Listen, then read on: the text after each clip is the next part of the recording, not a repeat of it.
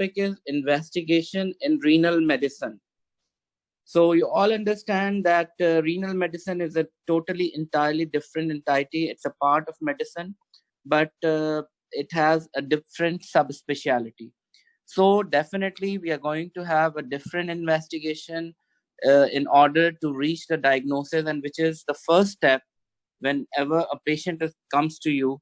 So it is important to understand what investigation and when to order which investigation.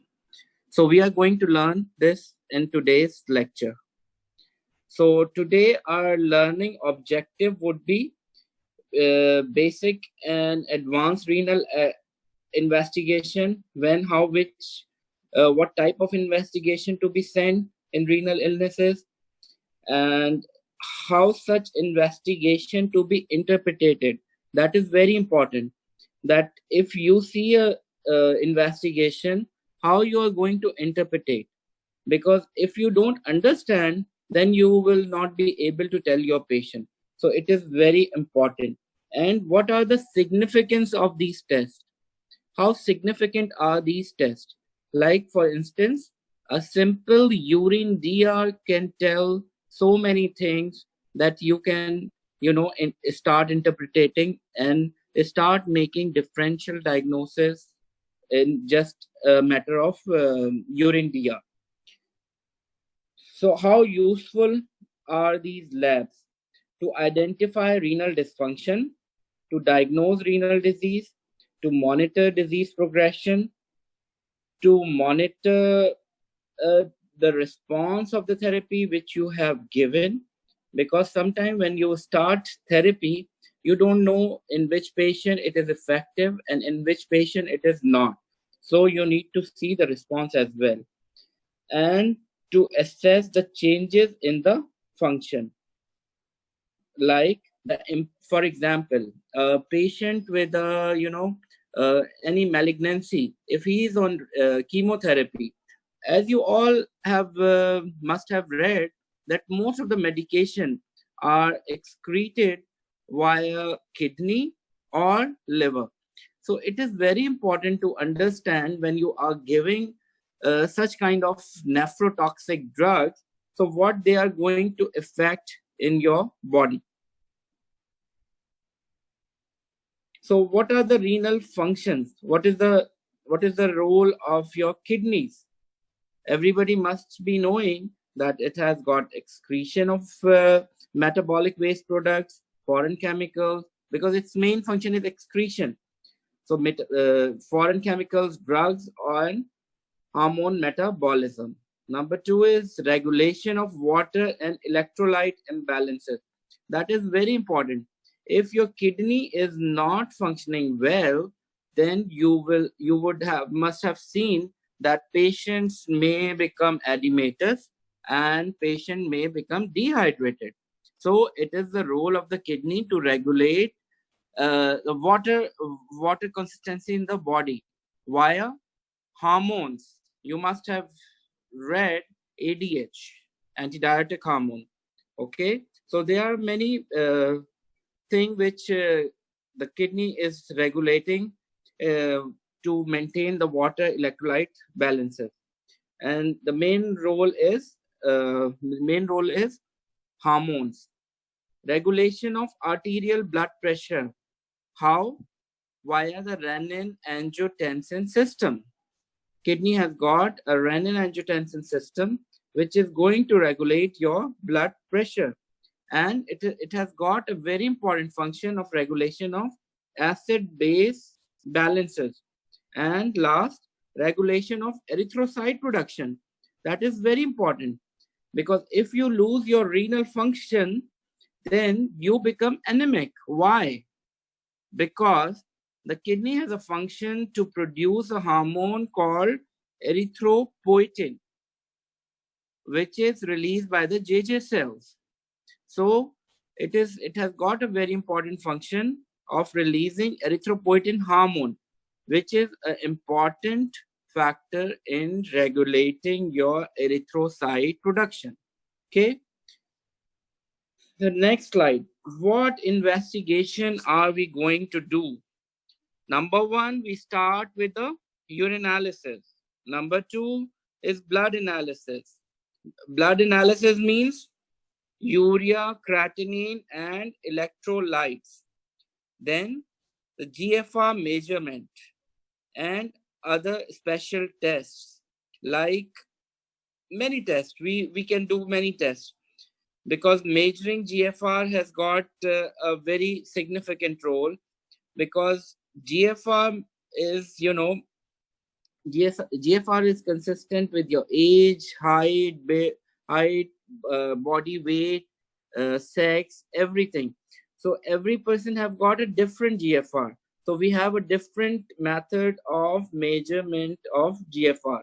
And with the passage of age, like older people have less GFR if you compare it with a younger age group. Then we have got imaging, and finally we have got a renal biopsy, which is a definitive diagnostic test in the suspected cases of nephritic and nephrotic syndrome. So we call them glomerular diseases. Okay? And so we start with the urinalysis. Urinalysis is what we are going to see: physical examination, chemical examination, bacteriological, and microscopic examination. In physical examination, what we are going to see? We are going to see 24-hour urine output. Sometimes we have to measure it, especially in glomerular diseases, because we want to know how much urine is produced and how much protein is content in that urine. So we have to measure it in 24 hours. In a container, we usually give it to the patient and ask them to collect 24-hour urine output. And how you are going to tell your patient? You're going to tell that the first sample of your urine in the morning should be discarded, and after that you have to collect all your urine throughout your day, throughout your night, and the next day first morning sample should be taken in that container. Okay, and then appearance, how the urine looks like, color, turbidity, pH, specific gravity, and osmolarity all have very important role in understanding the urine DR. Appearance, the normal appearance of the urine is amber color. However, it has a little value in the diagnosis of renal disease. We cannot just tell that this is this color is in this disease or that disease, but still it has got some significant, especially like if patient is pouring blood in their urine, like they are having hematuria, so you will be able to understand that this patient is having blood in urine. So appearance is also important.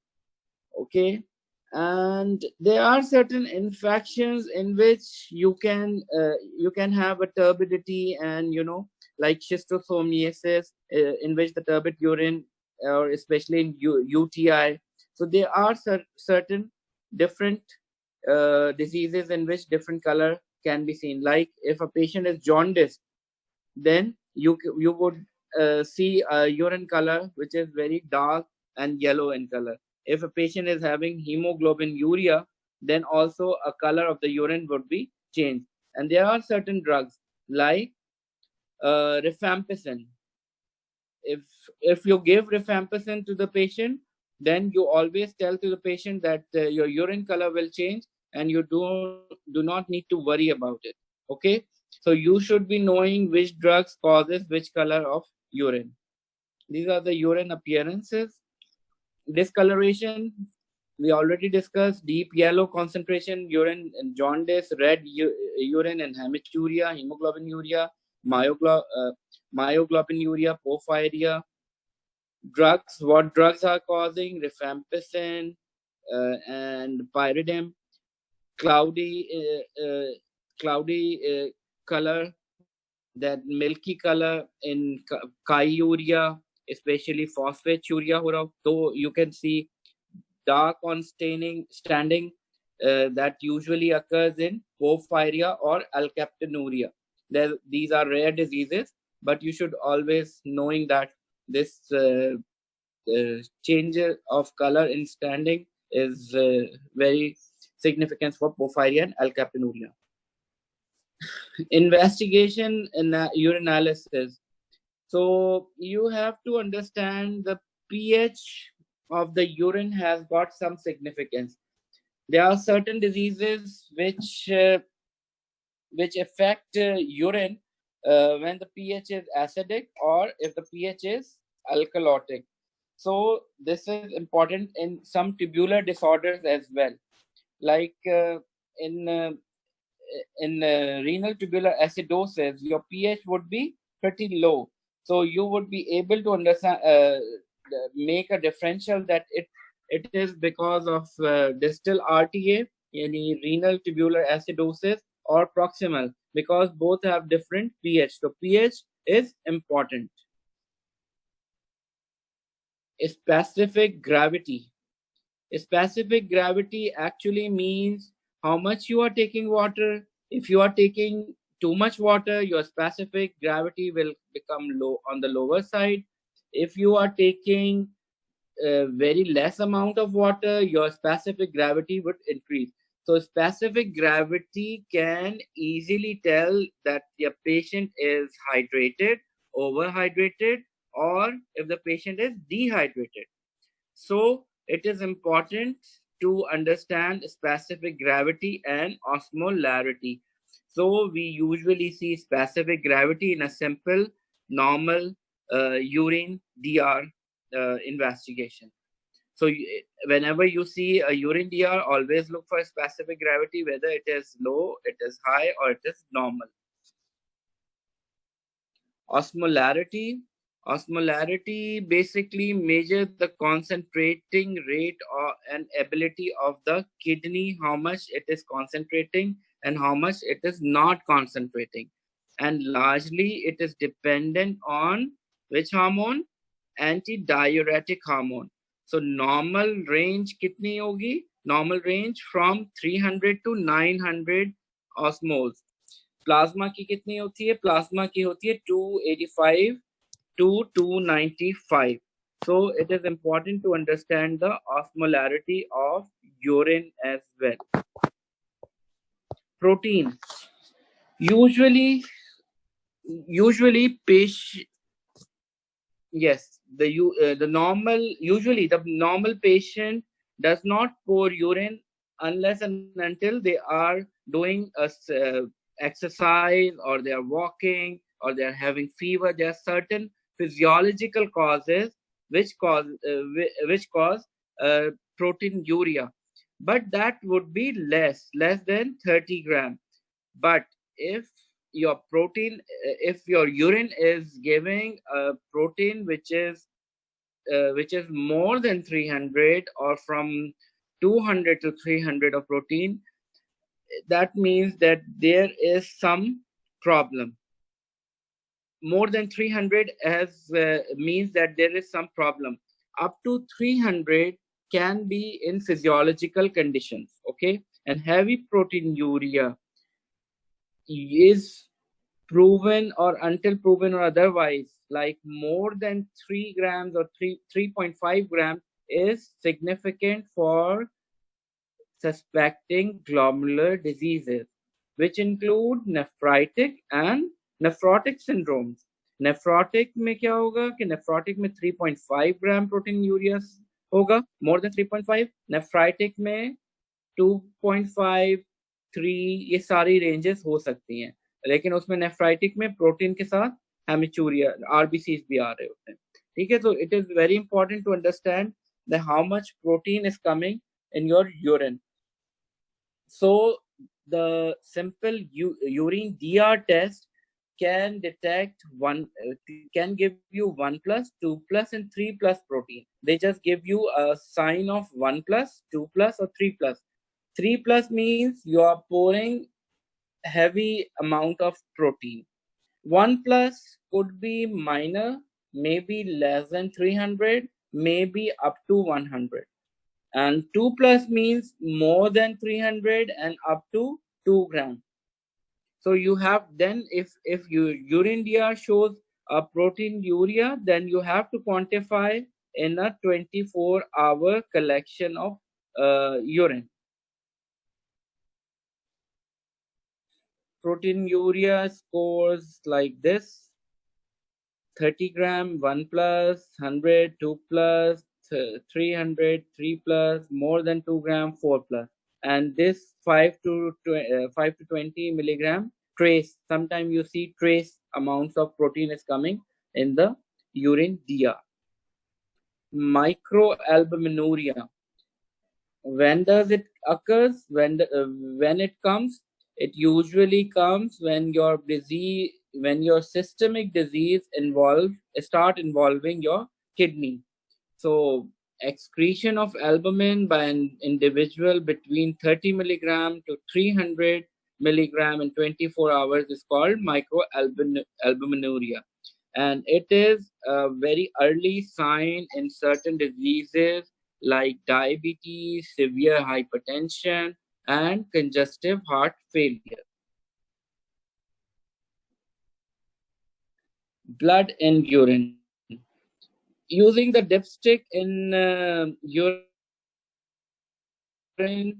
blood should not be present in urine. Sticks tests for blood are very sensitive. If it is positive, if there are 2 or more cells, false positive are due to many causes like menstrual blood in females, dehydration, raised specific gravity की वजह से, or if a guy is going for a gym and doing heavy exercises, then there could be a blood in urine can occur because of the breakdown of your muscles. Urine dipstick measurement, it's like simple urine DR which you uses in dipstick method. It's a very simple method, and you just have to put few drops of your urine and see a slide, and that can give you all the basic investigations. Formed element. What are the formed elements? They are called epithelia, red cells, white cells, crystals, mucus, renal cast, and microorganism. So crystal comes when there is a high level of uric acid. Mucus can come in any infection. Renal cast can come in renal uh, when there is a acute problem in the tubules, then renal cast, different sort of cast can come, and if there is a problem in glomes, then different cast can come. Epithelia, what are epithelia? Epithelia squamous epithelia, large flat with central ovicules and transition, of course bladder में होगा. Renal tubule, these epithelia are not much significant, but usually you can see it in urine. Okay. White cell, they are very important to understand, because if you see a WBC count which is more than 5 is to a high power field, then that means there is a infection, and this shows an inflammation and which is involving your urinary tract. So it is important to understand, especially in females, that if it is more than 5, then you would suspect that this female is having a urinary tract infection. That could be lower urinary tract, or that could be a pyelonephritis. That means a infection is coming from your kidneys. Red blood cell presence of 1 to 2 RBCs in male and 2 to 3 in females are significant. Okay, so if you see a red blood cells in your urine, that is important, because these two investigations are very important to understand that because if RBCs are coming along with protein especially, then it is very significant, because most of the glomerular diseases like nephritic syndromes are coming with protein and red blood cells. And if red blood cells are coming with WBCs, so first what you have to do first, you have to treat the infection, because sometimes certain infection cause RBCs as well in your blood, in your urine. So it is important to treat infection first and then see if there are any remaining red blood cells. And cast, it could be granular, hyaline, or cellular. Leukocyte, when it comes, when there is a pus or pyuria, may indicate a urinary tract infection, and that makes the urine alkaline. Erythrocytes, that means there is a hematuria, may include renal damage, menstrual contamination भी हो सकती है, especially in female. If you see the red blood cell, so you always ask your patient that are you menstruating at that time when you give a sample of urine, because it could be a contamination as well. ठीक है. Caste, we already discussed that different type of caste are present, but you just need to remember few special names like term horsefall glycoprotein, in especially multiple myeloma, and pseudocasts are composed of urates and leukocytes and bacteria, because they are pseudocasts. Urinalysis microscopy में hyaline cast seen in normal urine or after exercise. Red cell cast, this is the most important. If you see a red cell cast, that means it is a glomerular disease and it shows a glomerulonephritis, that the patient is having glomerulonephritis. White cell cast किसमें आएगा? White cell cast आएगा when there is infection, or that the pus is coming from your kidney, that is pyelonephritis. Common crystals in acid pH amorphous urate, orange powder, may clear with warming or saline. This is not important for you guys. And uric acid and calcium oxalate. These are the three type of crystal which you need to remember. And if you see uric acid crystal, then you have to do a blood uric acid level as well. Then calcium oxalate, if you see that, that means that this patient might have renal stone, and you need to investigate thoroughly by doing an ultrasonography. ठीक है. अच्छा, common crystal in alkaline pH में कौन से बनते हैं? Alkaline में amorphous phosphate होते हैं, फॉस्फेट क्रिस्टल्स होते हैं, ट्रिपल फॉस्फेट क्रिस्टल्स होते हैं, जिसको हम कॉफिन लिड भी कहते हैं. अमोनियम अमोनियम ब्यूट्रेट है, और कैल्शियम कार्बोनेट है, वो एफोवेसेंस की तरह हो रहे होते हैं. ठीक है. Blood chemistry. Impairment of the renal functions leads to elevation of your end products. It means like simple, whenever you suspect that this gentleman or this lady is having a renal disorder, so what you are going to do, you are going to do urea, blood urea nitrogen, and creatinine. So that can show that if the patient is having azotemia or not. Clinical assessment of renal function, glomerular filtration rate parameters used कौन से हम करते हैं? Blood urea nitrogen, serum creatinine, और creatinine clearance. जो हमने कहा था कि 24-hour यूरिन हम कर रहे होते हैं, तो उसमें हम creatinine clearance भी पेशेंट्स की कैलकुलेट कर सकते हैं.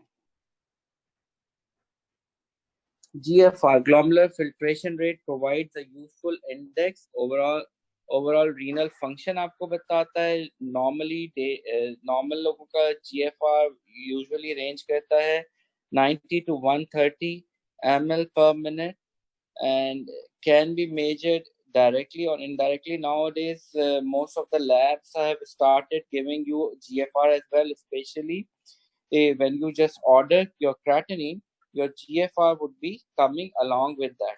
Most of the uh, labs have started doing measuring that GFR by simple creatinine. Urea is, you already know, you must have known that it's an end product of the protein metabolism, chiefly excreted through the kidney. It is filtered by the glomeruli and are variably reabsorbable in the tubule. The normal plasma concentration is 20 to 40. Above 40 means that you have got some problem in your kidney, that it is not being excreted. Where the urea is produced, it is produced in the liver, and but it is excreted by the kidney. So it is important that whenever you see a high urea, that means that there is a kidney problem. Creatinine formed at constant rate. The creatinine actually is constant, but it also comes from your muscle creatinine as well. So whoever, like a very muscular man who is doing gym, may have a high creatinine of 1.1 or 1, but in a thin lean female, a creatinine would be very low. So that shows your muscle mass as well. And there is a difference in genders as well. Like males have high creatinine and females have low creatinine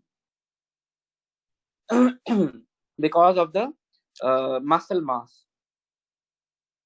And creatinine is not reabsorbable. Okay, normal serum creatinine usually measures from 1 to 2, not 2 actually, 1.2, and 24-hour urinary creatinine excretion to 20 milligram per kg per day for males and 15 milligram per kg for females. As I already told you, children, female, elderly, spinal cord and injuries have low serum creatinine level, urinary creatinine level. Normal BUN is between 8 to 20, 25, 8 to 25 or 24, and burn creatinine ratio 10:1 normal होता है या chronic renal failure में होता है. Renal clearances test, how you are going to clear to calculate the renal clearance test to assess the GFR, to assess the renal blood flow, renal clearance of a substance at the volume of plasma that is completely cleared of substance by the kidneys per unit time. Urea clearance tests, you actually don't do it all these tests in a normal daily routine, but especially if you are thinking that your patient has got some extended disease, then you can do these type of urea clearance tests or creatinine clearance tests.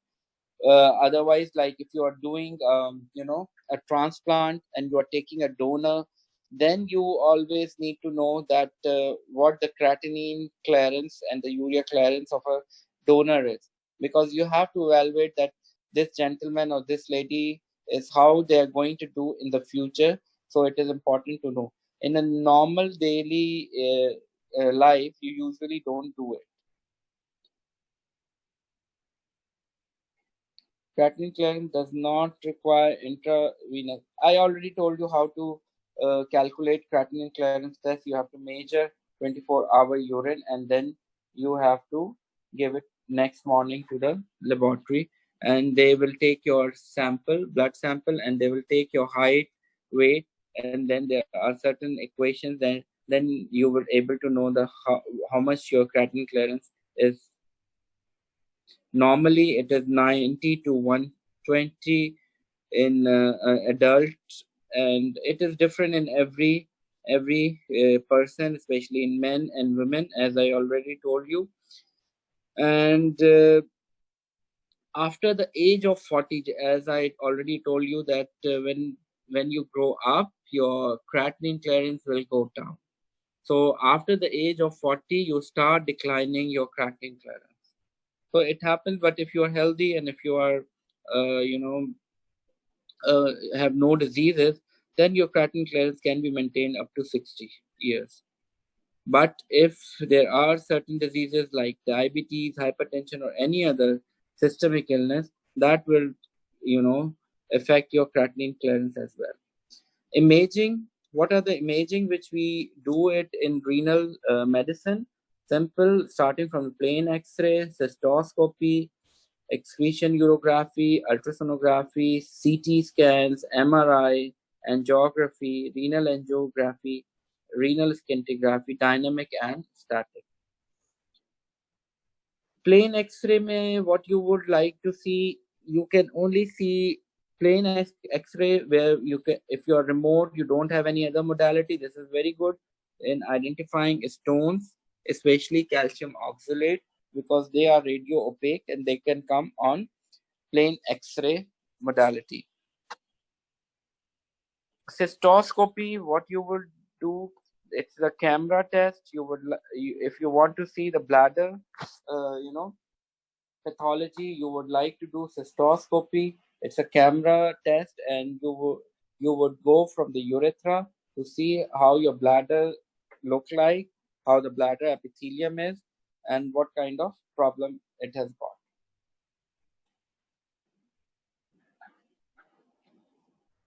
Intravenous urography. Intravenous urography. Usually, we do it in a patient who have got vesico-urethral reflex diseases or any obstructive diseases. So a dye inserted, and you have to go through the urethra as well, and then you will take the images, and then you will able to diagnose what the problem is.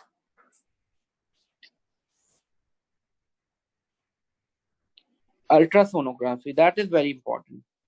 You should always be knowing that this is a very basic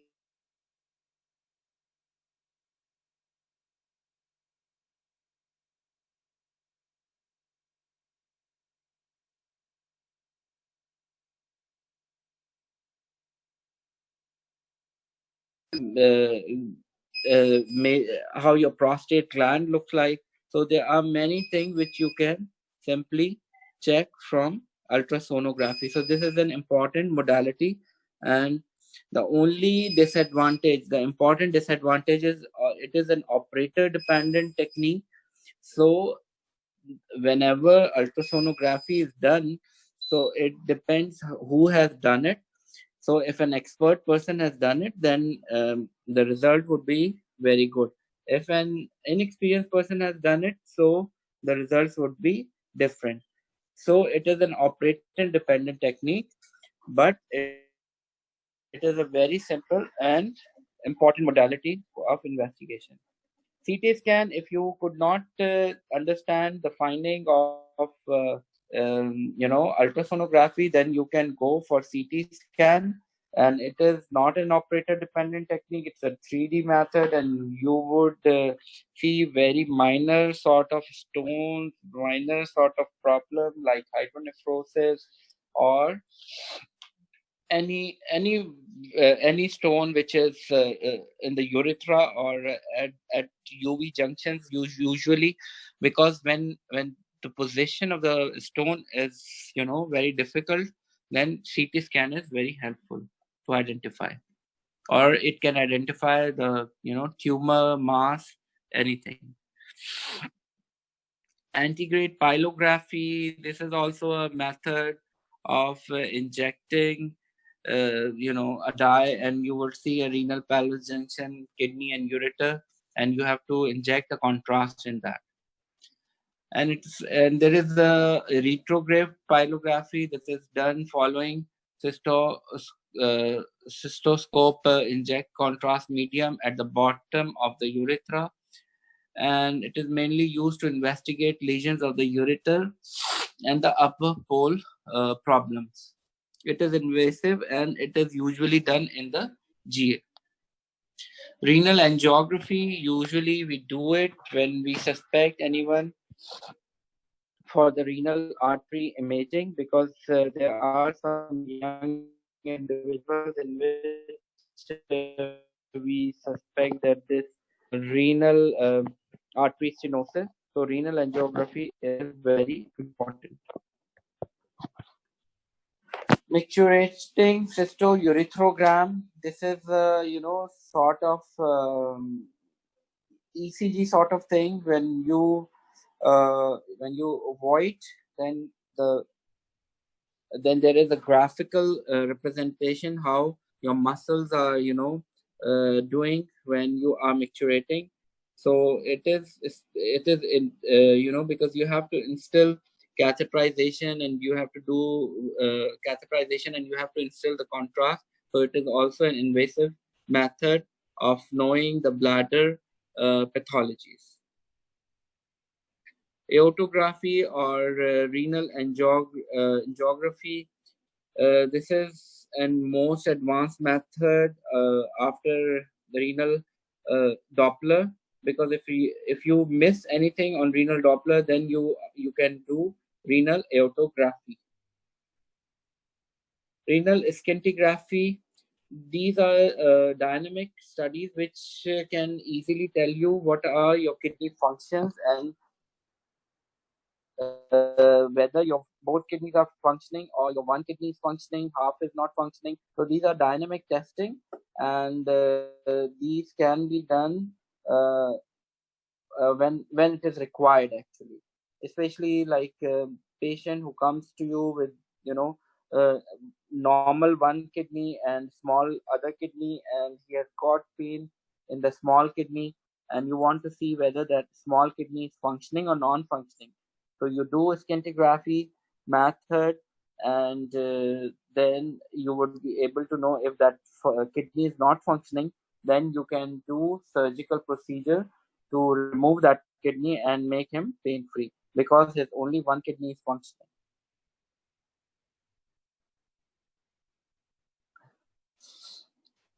DMSA scan, DTPA scan, these are all investigation which I think you just need to know what the investigation is are these.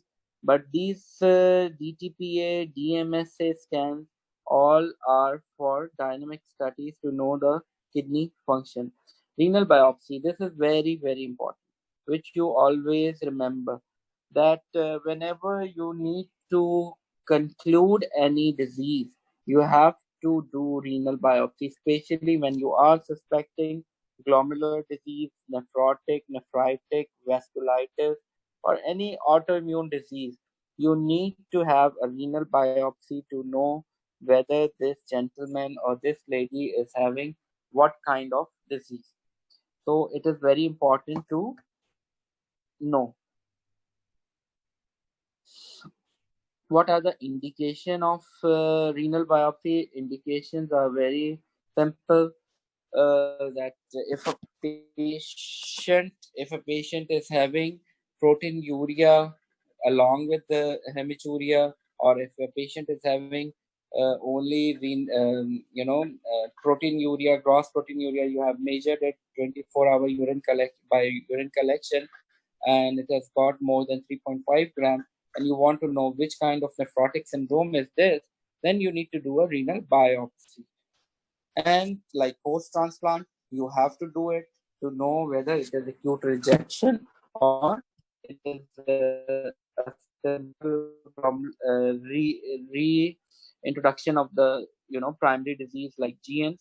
And if a patient comes to you for a renal biopsy, how you are going to tell? It's a simple procedure in which we will be giving you anesthesia at the site of your kidney, and we will do it via with the help of ultrasonography.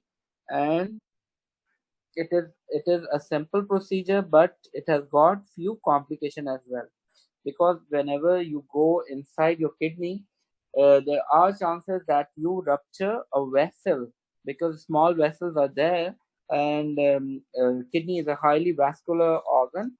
So there are few chances that you may damage the vessels.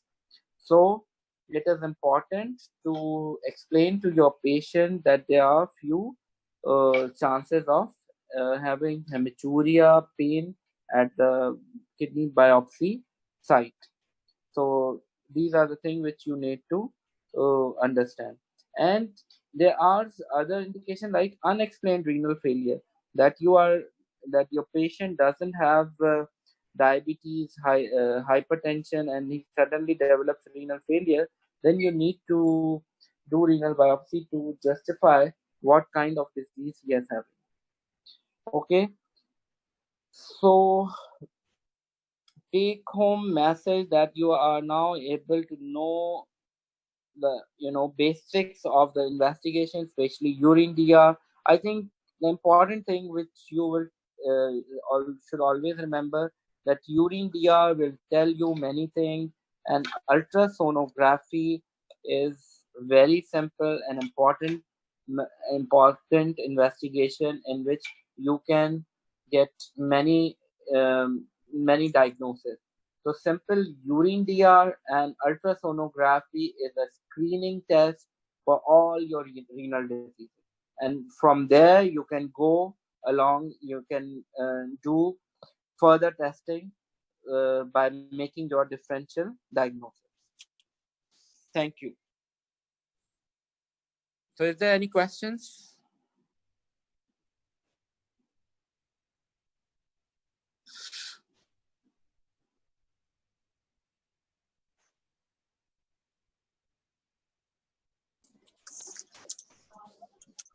Any questions? Sir chatting में question होंगे, chatting का option on कर लें mode में जाके ना, कौन mode लिखा होगा Chatting उसके अंदर, हाँ उसको जब खोलेंगे ना चैटिंग का ऑप्शन लिखा होगा, स्टूडेंट ने बोला नहीं है, हैं? यानी क्वेश्चन कोई भी नहीं है, नहीं है, चलो